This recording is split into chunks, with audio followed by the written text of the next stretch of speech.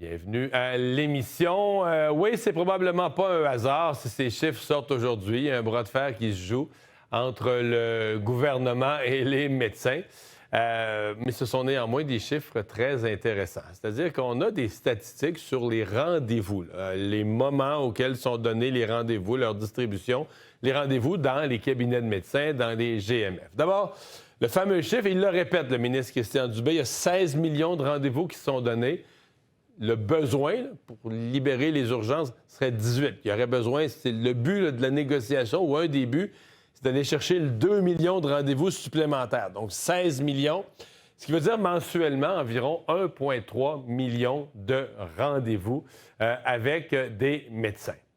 Maintenant, ce dont on parle aujourd'hui, les chiffres intéressants, les révélations, des chiffres compilés par le ministère, c'est la répartition des rendez-vous. D'abord, par heure de la journée. Tôt le matin, entre 6 et 9, c'est peu de rendez-vous. C'est seulement 9 des rendez-vous.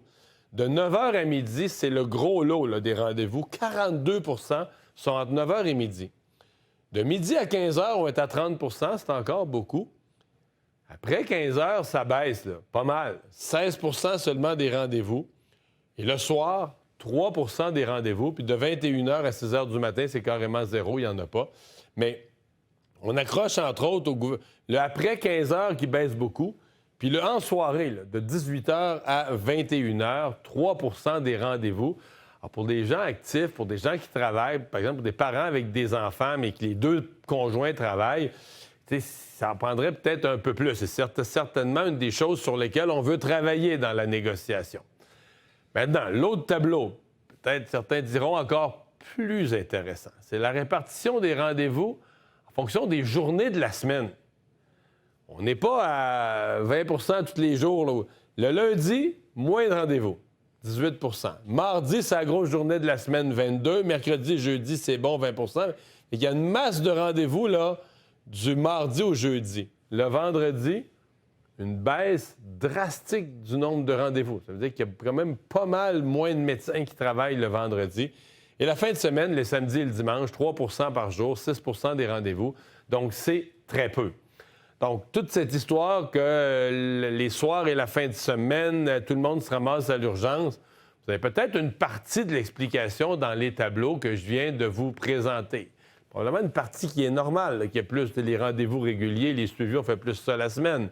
Mais probablement qu'il y en a une partie qui explique qu'à certains moments, dans certaines régions, tu n'as pas d'autre choix que de te rendre à l'urgence. Les fameux indicateurs, donc ce que le ministre souhaite mettre en place comme indicateur, je vous l'ai dit tout à l'heure, 18 millions de rendez-vous annuellement. Donc de 16 à 18, il faudrait que les médecins rendent disponibles à l'ensemble des médecins sur 365 jours dans l'année, là, 2 millions de rendez-vous de plus. On veut l'autre cible. On veut 90 des patients vulnérables, donc des gens qui ont une maladie chronique, des gens âgés, soient affiliés à un GMF, donc soient suivis par un GMF, et 20 des rendez-vous de 18 h à 22 h. Donc, on veut vraiment là, accroître le nombre de rendez-vous en soirée pour répondre aux besoins de la population.